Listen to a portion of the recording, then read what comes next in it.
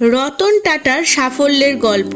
রতন টাটা শুধু একজন সফল ব্যবসায়ী নন, বরং সততা, উদারতা ও নেতৃত্ব গুণের প্রতীক।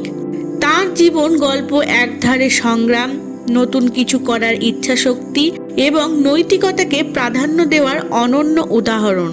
তিনি প্রমাণ করেছেন যে সত্যিকারের সফলতা শুধু ব্যবসায়িক মুনাফা অর্জনে নয়, বরং সমাজের কল্যাণে অবদান রাখার মাঝেও নিহিত। রতন টাটা 1937 সালে ভারতের মুম্বাইতে জন্মগ্রহণ করেন। তিনি টাটা পরিবারের সন্তান হলেও শৈশবে অনেক কঠিন সময় পার করেছেন। তার বাবা মায়ের বিচ্ছেদ হয়, ফলে তিনি দাদির তত্ত্বাবধানে বড় হন।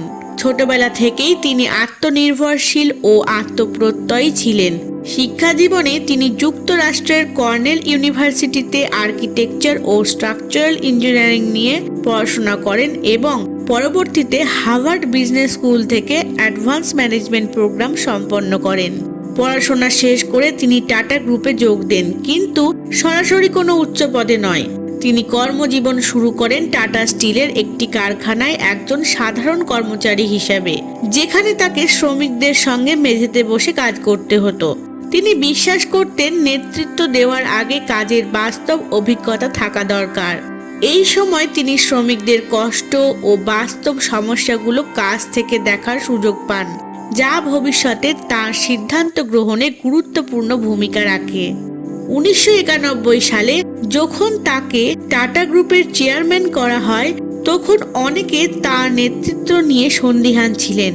তার পূর্বসূরি জে.আর.ডি. টাটা যখন দায়িত্ব ছাড়েন, তখন কোম্পানির শাখাগুলো অনেকটাই ছড়িয়ে ছিটিয়ে ছিল এবং একে একীভূত করে আধুনিক বিশ্ববাজারে প্রতিযোগিতায় টিকে থাকার মতো গড়ে তোলা ছিল বিশাল চ্যালেঞ্জ। তিনি ধীরে ধীরে টাটা গ্রুপকে একটি আন্তর্জাতিক ব্র্যান্ডে রূপান্তরিত করেন এবং Tata Steel, Tata Motors, Tata Consultancy Services, Tata Power সহ বিভিন্ন সংস্থাকে তিনি উচ্চতায় নিয়ে যান।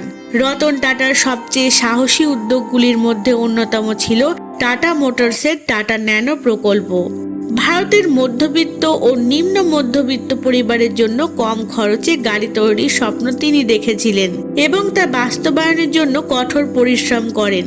যদিও ন্যানো প্রত্যাশিত সাফল্য পায়নি, তবে এটি বিশ্বের সবচেয়ে কম দামের গাড়ি হিসেবে ইতিহাস গড়েছিল। তিনি ব্যবসায়িক লাভের চেয়েও মানুষের কল্যাণকে বেশি গুরুত্ব দিয়েছেন। তার নেতৃত্বে টাটা গ্রুপের মুনাফার বড় অংশ সমাজ সেবামূলক কর্মকাণ্ডে ব্যয় করা হয়। শিক্ষা, স্বাস্থ্য ও গবেষণার জন্য টাটা ট্রাস্ট বিভিন্ন সামাজিক উন্নয়ন প্রকল্প পরিচালনা করে। এমনকি তিনি ব্যক্তিগতভাবে বিভিন্ন দাতব্য কার্যক্রমে অংশগ্রহণ করেন এবং তরুণ উদ্যোক্তাদের সহায়তা করেন। রতন টাটা দেখিয়েছেন যে ব্যবসায় সাফল্য শুধু আর্থিক অর্জনের মধ্যে সীমাবদ্ধ নয়, এটি সমাজের প্রতি দায়িত্বশীলতার মাধ্যমেও পরিমাপ করা যায়।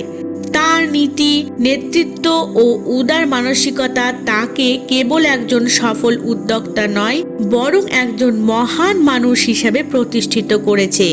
তার জীবন কাহিনী তরুণদের স্বপ্ন দেখতে, কঠোর পরিশ্রম করতে এবং সঠিক নীতিতে অবিচল থাকতে উৎসাহিত করে। ধন্যবাদ।